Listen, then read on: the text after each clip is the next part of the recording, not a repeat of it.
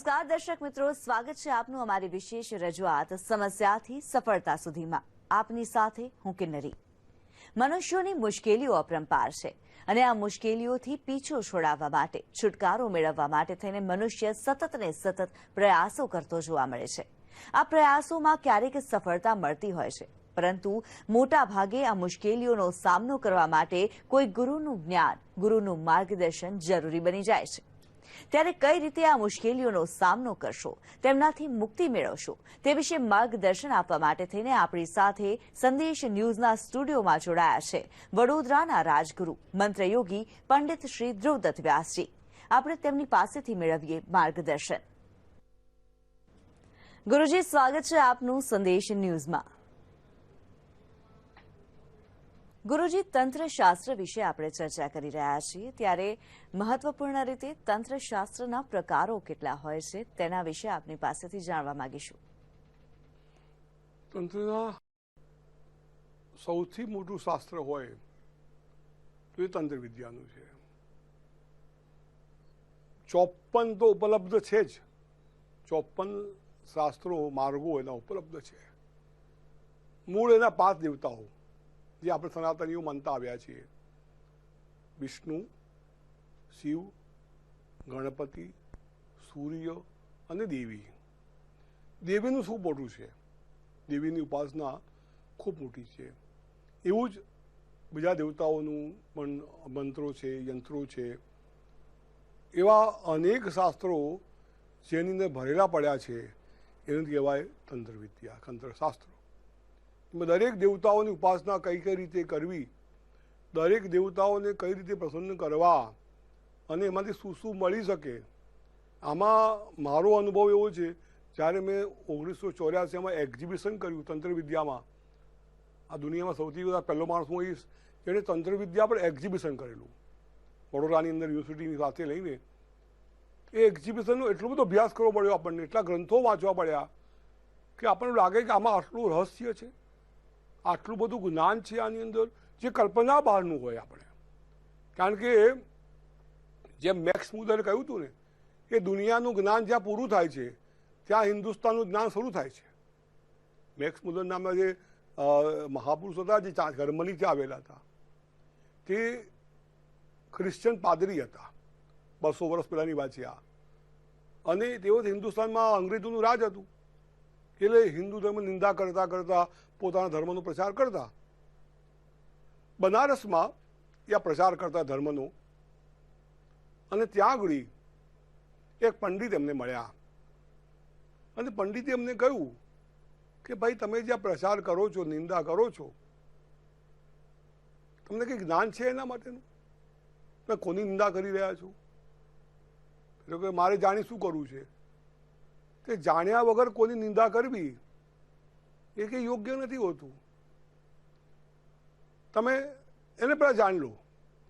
પેલા અંગ્રેજોમાં એક ખાસિયત હોય છે કે જેની પાછળ પડે ને એને પૂરું કરીને છોડે. એને કહ્યું કે ના, મારા વિદ્યા શીખવી જોઈએ, પછી હું આને બદનામ કરીશ. એ પેલા પંડિતની પાછળ પડી ગયા. પંડિત કહે, તું મ્લેચ્છ છે, તું આવો છે, તું કેવો છે, દારૂ પીએ છે, મસ્ત થાય છે, હું તને વિદ્યા નહીં શીખવાડું. એ લોકો બધું છોડી દેવા તૈયાર છું. ચાંદ્રાયણ વ્રત કરીશ કે ના મારે હું, તો મને વિદ્યા શીખવાડો. જર્મન પાદરી હતા. એ બહુ આજીજી, બહુ સેવા કરી, એમની પાસે પડી રહ્યા, હટ પકડીને મને શીખવાડો. છેવટે એમણે વિદ્યા શીખવાડી. એવું કહેવાય છે કે ઋગ્વેદ શીખ્યા પછી મેક્સ મુલરે પોતાનું નામ બદલી કાઢ્યું, મોક્ષ મુલર કરી નાખ્યું, અને પુસ્તક ઋગ્વેદનું પોતાના માથે મૂકીને નાચ્યા છે. અને એમણે એવું કહ્યું કે આ દુનિયાનું જ્ઞાન જ્યાં પૂરું થઈ જાય છે ત્યાંથી અમારા હિન્દુસ્તાનનું જ્ઞાન શરૂ થાય છે. આટલું બધું જ્ઞાન આ તંત્ર વિદ્યાના ગ્રંથોમાં ભરેલું પડ્યું છે. પણ દુર્ભાગ્ય છે કે રાજ્યાશ્રય નહીં હોવાથી અને ઘણા લોકોના લાલચના કારણે આ શાસ્ત્ર બદનામ થયું છે, આ શાસ્ત્ર બદનામ થાય છે. બાકી જ્યારે તમે શાસ્ત્ર વાંચો તો એમાં એટલા બધા ઉપાયો છે, એમાં યોગ પણ આવી જાય, એમાં આયુર્વેદ પણ આવી જાય, એમાં વાસ્તુ પણ આવી જાય. બધી વસ્તુ મિક્સ કરેલી છે એની અંદર. બધા વસ્તુઓની શક્તિ બતાવી છે દરેક મંત્રમાં. મહાભારતના એક પ્રસંગ એવો હોય છે કે એક રાજાઓ યજ્ઞ કરતા હોય છે અને એના બૃહસ્પતિ ના પાડે છે એમને. તે વખતે બહુ લાંબી ઇતિહાસ છે, સામે વાત કરું તમને, તે વખતે એક આચાર્યને પકડી લાવે છે કે તમે યજ્ઞ કરાવો. એ યજ્ઞમાં ઇન્દ્ર એમને વિઘ્ન કરતા હોય છે, તો મંત્રના પ્રભાવથી ઇન્દ્રને સાથે મારવા તૈયાર થાય છે. ઇન્દ્રએ માફી માંગી છે કે મારી ભૂલ થઈ છે, આ મંત્રની શક્તિ છે. એટલે મંત્ર અને તંત્ર વિદ્યાના શાસ્ત્રો ભરેલા પડ્યા છે.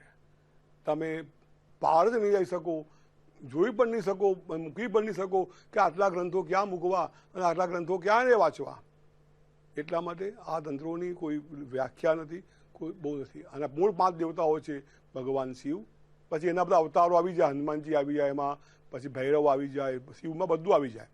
એવું દેવીનું છે, 9 દુર્ગા, 10 મહાવિદ્યા, 64 યોગિનીઓ, એ દેવી બધી આવી જાય. એમ વિષ્ણુ ભગવાને 10 અવતારની ઉપાસના, ભગવાન કૃષ્ણની ઉપાસના કેમની કરવી, ભગવાન રામની ઉપાસના કેવી રીતે કરવી, ભગવાન જે કુર્મ છે, વરાહ છે, બધા જે અવતારો છે ને એની કેવી રીતે ઉપાસના કરવી, શા માટે આ અવતારોની ઉપાસના કરવી, શું ફાયદો થાય, એ બધી વસ્તુ તમને આ ગ્રંથોમાં જોવા મળશે. એટલે ગ્રંથો તો પુષ્કળ છે. ગુરુજી, દેવી દેવતાઓ વિશે આપણે વાત કરતા હોઈએ ત્યારે તેમનું પૂજન અર્ચન, તેમની ઉપાસના અલગ અલગ મંત્રો દ્વારા કરવામાં આવતી હોય છે. ત્યારે તંત્રશાસ્ત્ર અને મંત્રની વચ્ચે શું સંબંધ હોય છે? મંત્ર, તંત્ર અને યંત્ર ત્રીજી વસ્તુ આવી જાય. શરીર અને પ્રાણમાં જે શક્તિ જોઈ છે ને, શરીર અને પ્રાણ, પ્રાણ વગર શરીર કામનું નથી અને શરીર વગર પ્રાણ કામનું નથી. એ મંત્ર વગર યંત્ર કામનું નથી, મંત્ર વગર તંત્ર કામનું નથી. મંત્રથી જ મંત્રનું ઉપાસના કેવી રીતે કરવી એ તંત્ર બતાવે છે. મંત્રની ઉપાસના કઈ રીતે કરવી, યંત્રની ઉપાસના કઈ રીતે કરવી એ બતાવતું જે શાસ્ત્ર એ તંત્ર છે. મંત્ર એટલે શું? મનનાત ત્રાયતે ઇતિ મંત્ર, મનનાત ત્રાયતે ઇતિ મંત્ર. આપણું મન છે ને એક વિચિત્ર વસ્તુ છે. ક્યારે મૂળલેસ થઈ જાય, ક્યારે મૂળમાં આવી જઈએ, ક્યારે ફોર્મમાં આવી જઈએ, ક્યારે આપણે ગુસ્સે થઈ જઈએ, ક્યારે પ્રેમમાં આવી જઈએ, કંઈ ખબર પડતી નથી આપણને. અને મન જે છે એ અદ્ભુત શક્તિ છે. દુનિયામાં એવી કોઈ શક્તિ નહીં હોય જે મનની અંદર છે. મનની વાતો કરશું ને, મનથી શું શું કરી શકાય આપણાથી, બહુ લાંબુ આપણા એપિસોડ ચાલશે અને સમય પણ નહીં રહે આપણી પાસે. અત્યારે ત્યાં સ્ટોપમાં નાની વાત કરી લઈએ આપણે. એટલે આ મન જ્યારે અશાંત થાય, મન જ્યારે સેન્સેટિવ થાય, ત્યારે એને જે સપોર્ટ કરે એને મંત્ર કહેવાય. મનની રક્ષા કરે, મનને બચાવે, મનને શક્તિ પૂરણ કરે કે જ્યાં તું ચિંતા ના કરીશ. જેવી રીતે અર્જુન જ્યારે ટેન્શનમાં આવે છે, અર્જુન જ્યારે વિષાદમાં આવે છે, ભગવદ્ ગીતાનો 1લો અધ્યાય વિષાદ યોગ જ છે. અર્જુન દુઃખ કરે છે, ટેન્શન કરે છે, કેવી રીતે યુદ્ધ કરીશ? કારણ કે યુદ્ધ પારકા જોડ નથી હોતું હંમેશા. મહાભારતનું યુદ્ધ હોય કે આપણું યુદ્ધ હોય, યુદ્ધ આપણા લોકો જોડે જ હોય. જેના પર આપણે વિશ્વાસ કરીએ, જેની જોડે રહેતા હોઈએ, ત્યાં જ યુદ્ધ હોય છે હંમેશા માટે. અર્જુન વિચાર કરે છે કે હું કેવી રીતે યુદ્ધ કરીશ. અને તે વખતે એને જે માર્ગદર્શન આપે છે ભગવાન શ્રી કૃષ્ણ, અને એમનો 1લો શબ્દ છે શુદ્રમ હૃદય દૌર્બલ્યમ. તું કમજોર હૃદયના માણસની વાત કરે છે, ઊભો થઈ જા, ઊભો થઈ જા. તમને કોઈ એવું કહે, બહુ ટેન્શનમાં તમે હો અને બહુ પ્રોબ્લેમ ચાલતા હો તમને, તેવા સમયે કોઈ જ્યોતિષી, કોઈ સંત તમને એવું કહે, હા ચિંતા ના કરીશ, હું તારી જોડે છું, તમારો હિંમત કેવી આવી જાય? આ જ કામ મંત્રો કરતા હોય છે. માણસને ગમે તેવી મુશ્કેલી હોય એમાંથી બહાર કાઢે એ મંત્ર કહેવાય. મંત્રોમાં એવી શક્તિ હોય છે કે મંત્રો તમે જ્યારે અનુષ્ઠાન કરો અને કઈ રીતે એના જાપ કરવા છે, કઈ રીતે પૂજા કરવી છે, તો મેં જોયું છે મૃત્યુમાંથી માણસ પાછો આવી જાય. મૃત્યુ પણ ટળી જાય છે જો મંત્રની ઉપાસના બરાબર કરવામાં આવે તો. મંત્રમાં આ પ્રસંગો આપણે જોઈએ છીએ બધા. આપણે માર્કંડેય ઋષિનો પ્રસંગ આપણે ખબર છે, અને આવા અનેક પ્રસંગો છે જેમાં મંત્રોની પ્રભાવથી માણસ, એવી રીતે સાવિત્રી હતા, મરેલા વરને પાછો લઈ આવ્યા. ત્યાં મંત્ર અને મન બે જ કામ કરી ગયા. એમને ખબર હતી મારું વર મરી જવાનું છે, પણ મન દ્રઢ હતું અને મંત્રની ઉપાસ દેવતા પોતે શક્તિ ઉપાસના હતા અને શક્તિ ઉપાસના કરીને મરેલા વરને પાછો લઈ આવ્યા છે. એવી શક્તિ આ મંત્રોની અંદર છે. મંત્રની અદ્ભુત વાત છે. એની ફરી કોઈ વાર વાત કરીશું આપણે કે મંત્રની ઉપાસના કયો મંત્ર ક્યાં કામ લાગશે, કયા મંત્રથી શું ઉપાસના થઈ શકે આપણે.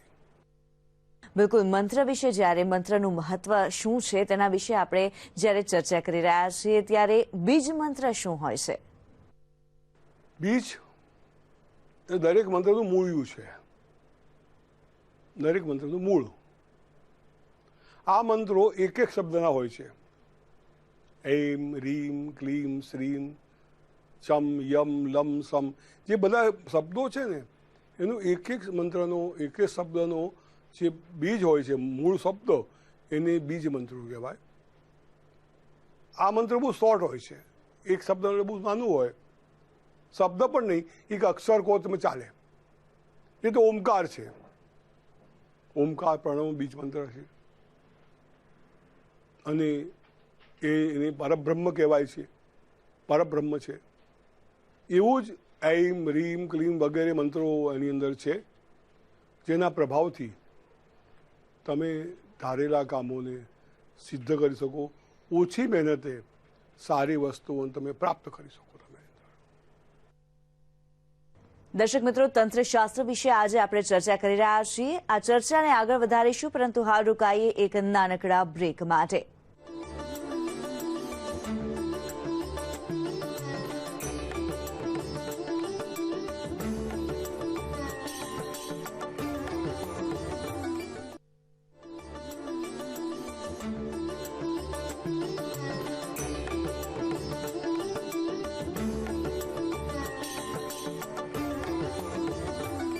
બ્રેક બાદ ફરી એકવાર આપનું સ્વાગત. તંત્રશાસ્ત્ર વિશેની આ ચર્ચાને આગળ વધારીએ.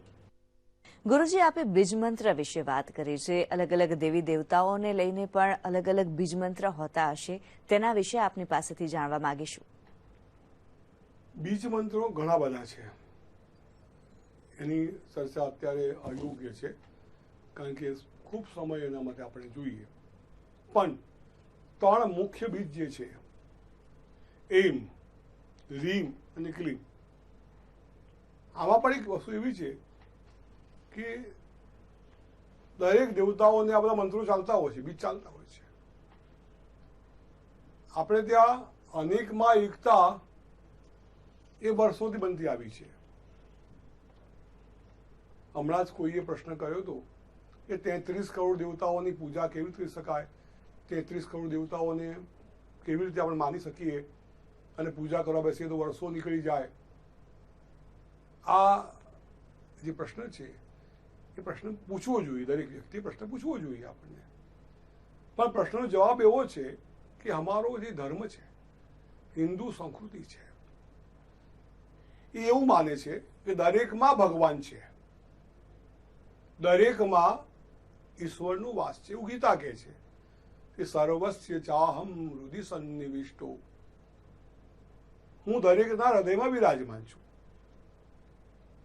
તો તે વખતે 33 કરોડ લોકો હતા, તો અમે 33 કરોડ લોકોને દેવતા માનીએ. આજે 1 ખરબ ને 25 કરોડ લોકો છે, તો 1 ખરબ ને 25 કરોડ દેવતાઓ છે. દેવતાઓ તો એક જ હોય. એ ભગવાનની ગીતામાં આ ફળ કહ્યું છે, અહમ આત્મા ગુડા કેશો, હું એવું એક જ આત્મા જગતનો છું. બાકી બધા એને મારી જીવો છે. બધા સૂર્ય ભગવાન એક જ હોય. એના કિરણો દુનિયામાં અનેક જગ્યાએ અનેક રૂપમાં કરોડો રૂપમાં કિરણો વ્યાપ્ત હોય એમના. એવું જ ઈશ્વરનું પણ છે. ઈશ્વર એક જ છે. જેવી રીતે આપણે આને કહીશું મૂછો, આને કહીશું દાઢી, આને કહીશું વાળ, આને કહીશું ભ્રમર. કેમ ભાઈ અલગ અલગ નામ આપીએ આપણે? શું કરવા? દરેક વાળનું અલગ અલગ જગ્યાએ અલગ અલગ કામ હોવાથી એનું નામ પણ અલગ આપ્યું છે, ઓળખાણ માટે એની. બાકી વાળ તો બધા વાળ જ છે શરીરના, શરીરનો કચરો જ છે બધો.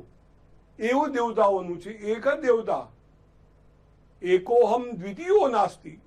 તું જગદંબા કહે છે હું એક જ છું જગતમાં. બધી મારી વિભૂતિઓ છે, અનેક વિભૂતિઓ છે. અને દેવતાઓમાં આપણા ફરક શું છે? દેવતાઓ પોતાને ઓળખે છે, આપણને પોતાને ઓળખતા નથી એટલે દુઃખી છે.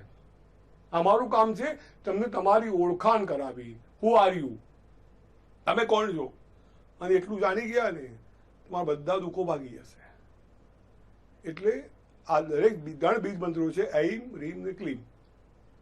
એ બીજ મંત્રો દરેક દેવતાઓને કામ લાગે છે. દરેક દેવતા અલગ અલગ જગ્યાએ ત્યાં ઉપયોગ થાય છે એનો. એ તો ઓમકાર છે, દરેક મંત્રોની આગળ ઓમ લાગી જાય છે એટલે ઓમકારના કંઈ પ્રકાર બની જતા નથી. એમ બીજ જે છે એ વિદ્યા બીજ છે. જેને વિદ્યા પ્રાપ્ત કરવી હોય, વિદ્યાની સરસ્વતીની ઉપાસના કરવી હોય, સૂર્ય ભગવાનની ઉપાસના કરવી હોય, એમે એમ બીજનો ઉપયોગ કરવો જોઈએ. એમ ક્લીમ વાગ્વાદિન્યય સ્વાહા, વાગ્વાદિની સરસ્વતી, એની ઉપાસના એમ બીજથી કરવામાં જો આવે તો વિદ્યા ઝડપથી આવે, વિદ્યાની આપણે પ્રાપ્તિ થાય. એમ બીજ જે છે એ વિદ્યાની શક્તિ બતાવે છે. તમારે વિદ્યા કઈ પ્રકારની હોય, તમારે કોઈ જગ્યાએ સફળ થવું હોય, તમારે વિદ્યા એના માટે વિદ્યા મેળવવી પડે. તમારી ફિલ્મ લાઈનમાં, નાટકબાજમાં, તમારે ગાયનમાં, વક્તા તરીકે તમારે સફળ થવું હોય તો એમ બીજ તમને બહુ મદદરૂપ બની જાય. બીજો બીજ છે રીમ. આ લક્ષ્મીજીનો બીજ છે. આ બધાને કામનું છે. લોકોને બધાને લક્ષ્મીની જરૂર તો પડે જ છે. તો લક્ષ્મી બીજની ઉપાસના એ ભગવાન વિષ્ણુનું પણ ગણાય, મા જગદંબા મહાલક્ષ્મીનું પણ ગણાય.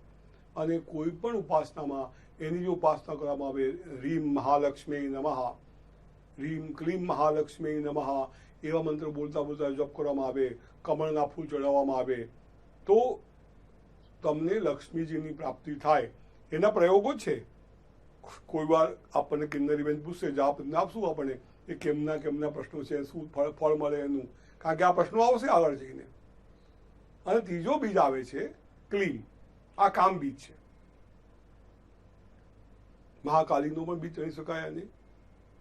આને શક્તિ બીજ પણ કહેવાય છે. તમારે શક્તિ મેળવવી હોય, તમારે તો જીમમાં જવાની જરૂર નથી. આ મંત્રમાં એવી શક્તિ છે કે તમને અંદરથી ઉર્જા આપે. આપણે જીમમાં જઈએ ને તો બાહ્ય ઉર્જા મળે, આપણને આંતરિક ઉર્જા ન મળે. આંતરિક ઉર્જા લાવવા માટે ક્લીન બીજ જબરદસ્ત શક્તિ કરતો હોય છે. અને જ્યાં સુધી આંતરિક ઉર્જા ન આવે, અંદરથી ઉર્જા ન આવે, અંદરથી શક્તિ જાગૃત ના થાય ત્યાં સુધી આપણું કોઈ પણ કામ થઈ શકે નહીં. એટલા માટે આને ક્લીન બીજ જે છે એને ઉર્જાનો, શક્તિનો બીજ કહેવાય છે, મહાકાલીનો બીજ કહેવાય છે. આપણને બધી જગ્યાએ ખૂબ કામ લાગતો હોય છે આવો બીજ. આવા મૂળ 3 બીજ જે તમે કહ્યા, એમ રીમ ક્લીમ. અને એક માતાજીનો મંત્ર છે ચામુંડાયય વિચે, એ નવાર્ણ મંત્ર કહેવાય છે. 9 અક્ષરથી બનેલો મંત્ર છે. આપણા ત્યાં નાના મંત્રો છે ને એ વર્ણોથી બનેલા હોય છે. ઓમ નમઃ શિવાય પંચાક્ષર મહામંત્ર છે. ઓમ નમો ભગવતે વાસુદેવાય એ 12 મહામંત્ર છે. 12 અક્ષરથી બનેલો મહામંત્ર છે. એને આપણે શક્તિશાળી મંત્રો કહીએ છીએ. જેની ઉપાસના કેવી કરવી, શું કરવું, તેવી રીતે તમે તમારી વસ્તુઓ મેળવી શકશો. એ બધી વસ્તુઓની આપણે ચર્ચા આગળના સમયમાં કરતા રહીશું આપણે, જેથી આપણને એનું જ્ઞાન મળે અને એમાં આપણે આગળ વધી શકીએ. એટલે આ 3 બીજ મેં તમે કહ્યા, ઐમ રીમ ક્લીમ. ગુરુજી, બીજ મંત્રો વિશે તો આપે જણાવ્યું છે, પરંતુ દરેક મનુષ્યની જો વાત કરવામાં આવે તો દરેક મનુષ્યના જીવનની અંદર સમસ્યાઓ પણ હોય છે. તેને સફળતાની પ્રાપ્તિ કરવી હોય છે, ત્યારે તંત્ર વિદ્યા તેમાં કઈ રીતે મદદરૂપ સાબિત થતી હોય છે? સફળતા એકલા મંત્રોથી નહીં મળે. તમારે સખત પરિશ્રમ કરવો પડશે. આપણે ભગવાન પિક્ચર જોઈએ છે, પેલું શ્રી ગીતાજીનું. શ્રી કૃષ્ણ રથ ચલાવતા હોય છે, અર્જુન બાણ મારતો હોય છે. અર્જુન ભગવાન કહ્યું હોત, અર્જુન બેહી જા, હું સુદર્શન ચક્ર લઉં છું અને બધાને કાપી કાઢું છું. ના, હું તારો રથ ચલાવીશ પણ બાણ તો તારે જ મારવાનું છે, કર્મ તો કારે જ કરવાનું છે. એટલે ભગવાન વારે ઘડી કહ્યું, માતિષ્ઠો તિષ્ઠ ભારત, ઊભો થઈ જા અને યુદ્ધ કરો. બાકી ભગવાન ધાર્યું હોત, આપણે લોકો શું છે, હિન્દુસ્તાનમાં એક મોટો પ્રોબ્લેમ છે, ભગવાન આવશે આકાશમાંથી અને બધી વસ્તુઓ આપણને આપી દેશે. નહીં આવે ભગવાન, કોઈ દિવસ નહીં આવે. તમે તમારા પ્રયત્નો શરૂ કરો, ભગવાન તમને સાથ આપશે, ભગવાન તમને મદદ કરશે, તમને સફળતા અપાવશે. એટલે ખાલી મંત્રોથી સફળતા મળી જાય એવું માની લેવાની જરૂર નથી. અને મંત્ર કરવા માટે પણ તમારે મહેનત તો કરવી જ પડશે. તમારે જાપ કરવા પડશે, બેસવું પડશે, એના જે પદ્ધતિ છે એ પદ્ધતિમાં ચાલવું પડશે. તમારે આ બધું કરવું જ પડશે. તો સફળતા મેળવવા માટે એક મંત્ર છે જેનો મને બહુ અદભો છે. જયંતી મંગલા કાલી ભદ્રકાલી કપાલિની દુર્ગા ક્ષમા શિવા ધાત્રી સ્વાહા સ્વધા નમોસ્તુતે. અગલા સ્તોત્રનો પહેલો શ્લોક છે. આ મહાકાલી જે છે ને, આપણને વિકરાળ રૂપે દેખાતી હોય છે. વિકરાળ રૂપ હોય છે, જીભ બાર હોય અને એકદમ કાળા હોય, ક્રોધમાં હોય. મૂળ સ્વરૂપ બહુ સૌમ્ય છે. અતિ સૌમ્યાતિ રૌદ્રાય. માં એકદમ શાંત પણ છે અને અતિ વિકરાળ પણ છે. સૂર્ય ભગવાન સવાર ઉગતા હોય ને, બહુ શાંત સારા લાગે.